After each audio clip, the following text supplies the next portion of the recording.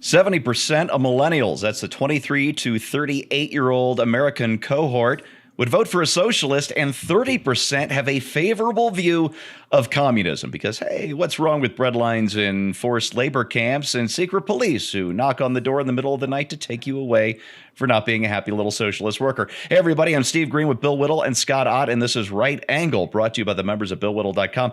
And gentlemen, a group called Victims of Communism, and you have to have a group called Victims of Communism because, you know, groups like Victims of Nazism, Victims of Jeffrey Epstein, you don't have to worry about these people because they've already got a voice. Communism has 100 million dead, ecological ruin, and all the rest. And nobody seems to care, at least not apparently if you're much of a millennial.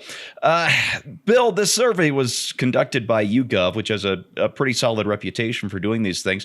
And they surveyed, I believe it was 2,100 millennials. This was a fairly good-sized sample. And it was just, what are your views of communism and socialism? And I believe this is the result of decades of work by the left, starting with the Frankfurt School and the whole long march to the institutions. And if you've been taught all your life that economic progress is poisoning the planet, that your feelings trump economic reality and all the rest, I guess what's wrong with a little communism now and then, right? Well, you really honestly, Steve, you could look at these numbers and just look at them and be amazed that they're so low. Just be amazed that 2/3 of the population of millennials don't think communism is a swell idea. One of the things that you talked about was, you know, no one's really lining up to be a Nazi because we know about the Nazis. And the reason we know about the Nazis is because we have photographs, and we don't have photographs of all of the murders committed by the Soviet Union. I'm working on a 10-part podcast on the Cold War, which will premiere right around the 30th anniversary of the fall of the Berlin Wall, which is in just about a week or two.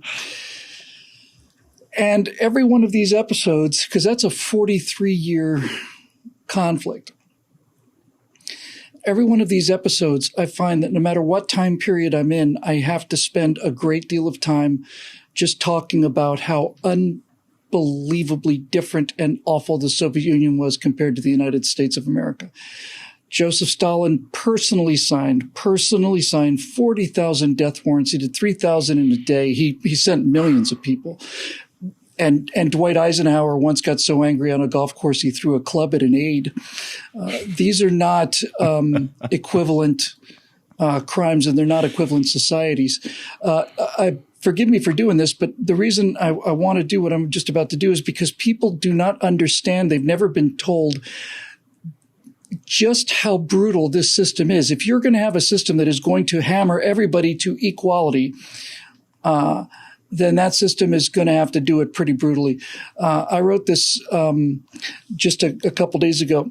But for those of you out there who may not have really been aware of what communism and socialism really does, if you'll pardon me, I'll read you one paragraph about what happened to Leon Trotsky. Trotsky was the co-architect of the revolution with Lenin. Brilliant intellectual. He was active in the 1905 election. Stalin always considered him to be a rival, and Trotsky made Stalin look stupid, so Stalin decided he was going to get even. And here's how Stalin got even with Trotsky. Now, just there we go. While you're looking for that, Trotsky had been driven into exile in Mexico by Stalin before what you're about to say happened. Yeah, that's right. So here's what happened to Trotsky and his family. Trotsky's brother Alexander was shot by Stalin in 1938. His wife Alexandra was shot in 1938 as well at the height of the Great Terror. Trotsky's sister Olga was executed in 1941. His daughter Zenaida committed suicide in 1933. His son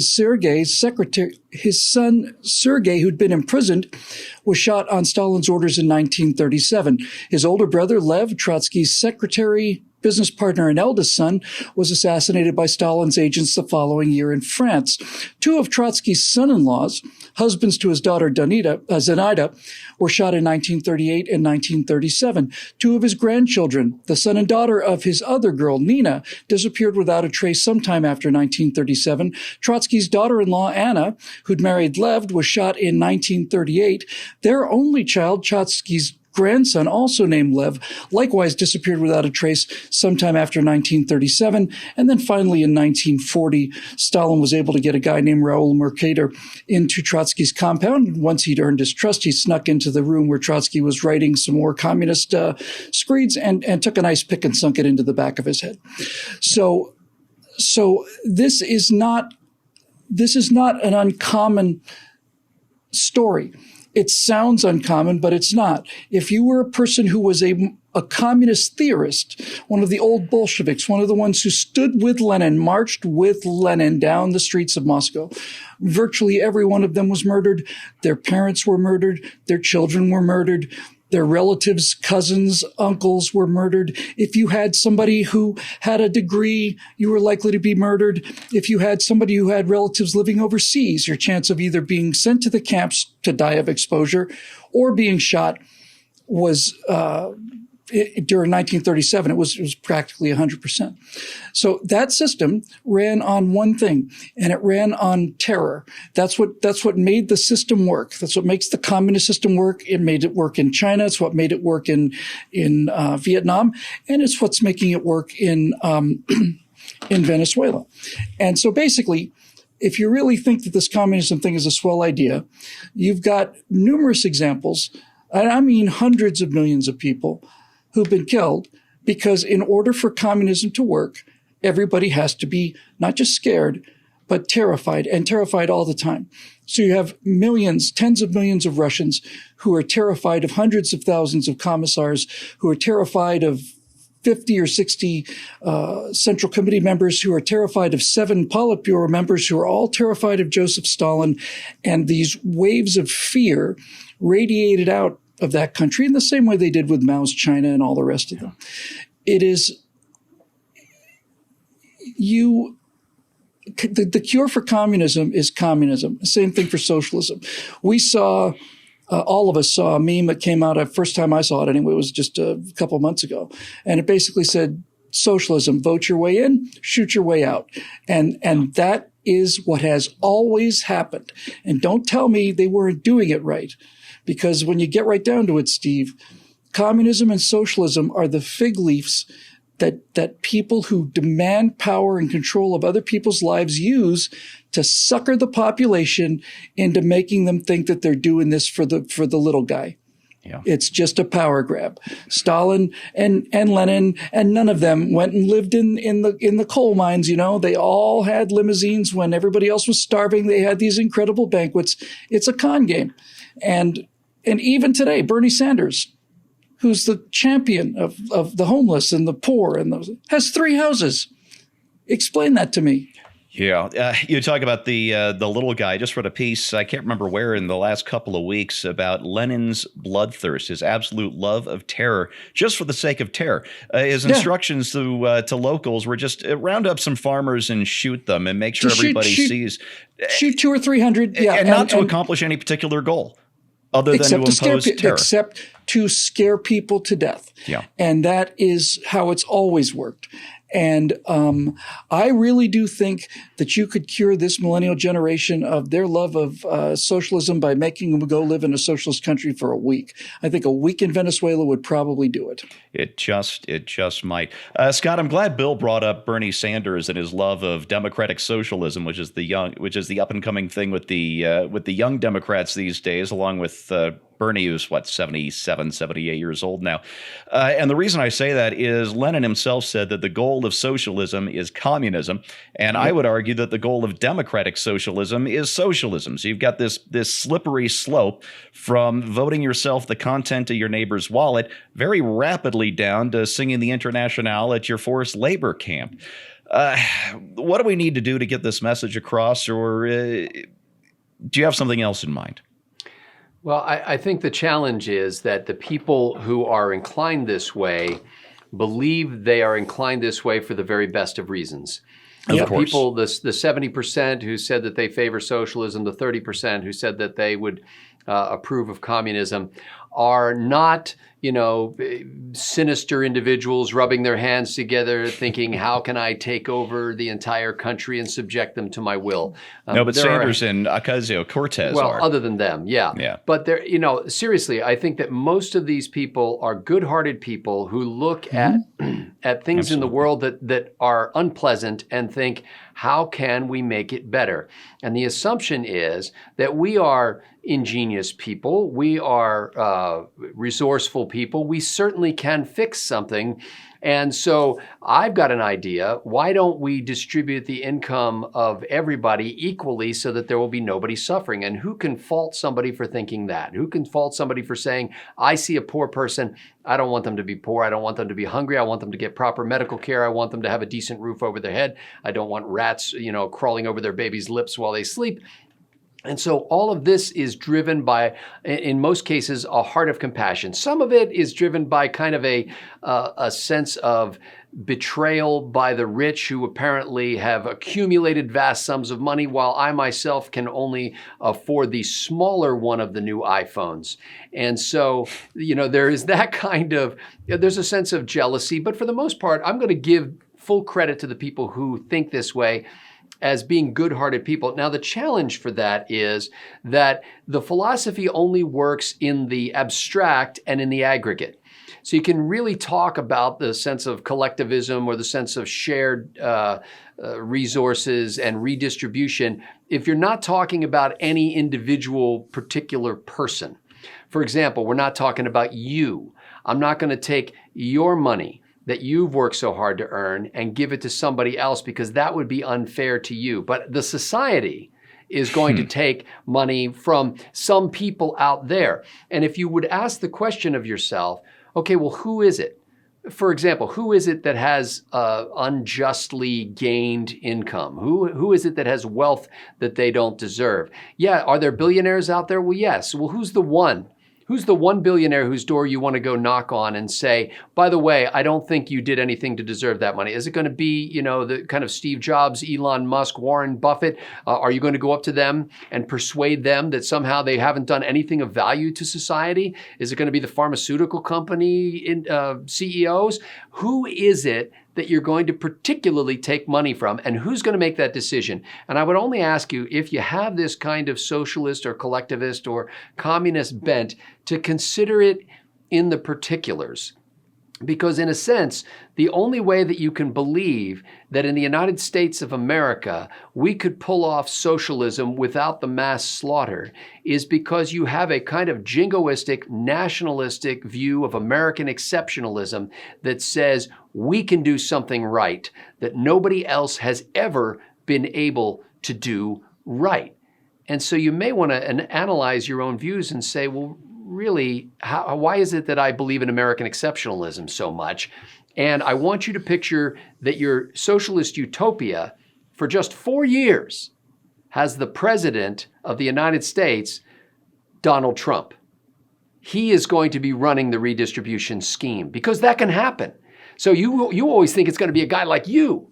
You think you're going to be running the socialist utopia or someone who thinks like you. But you're much too nice. That's not always the case. It could be a guy like Donald Trump. What would you do if Donald Trump were in charge of redistribution? And if that doesn't scare the people who answered yes to this survey, well, line up for the bread. I just want to add one thing, Steve. Yeah. Just because when you talk about all the murders and all the stuff happened in Russia and China and stuff, people think, well, that was there and they didn't do it right. And that whole argument. For millennials who are actually thinking about this in a serious way, just let me ask you something. You're saying that we're going to go after somebody and we're going to take virtually all of their money and distribute it to other people. What if that person doesn't want his money distributed to other people? What happens? Well, you're going to arrest him. Yeah. You're going to arrest him and then you're going to send him to jail? Yeah. Okay. And at what point, at what dollar value do we stop arresting people and sending them to jail? Do we only arrest billionaires? What about a guy who's got $950 million? Do we arrest him if he doesn't want to give up his $950 million? All of a sudden, we find ourselves ready to round up people we've never met before. And we're telling ourselves, well, it's just the rich. But where's the line? Where's the number? Where? At what point are you willing to not go after somebody and take their money? Because they're not going to want to hand you all of their stuff. You're going to have to go and take it.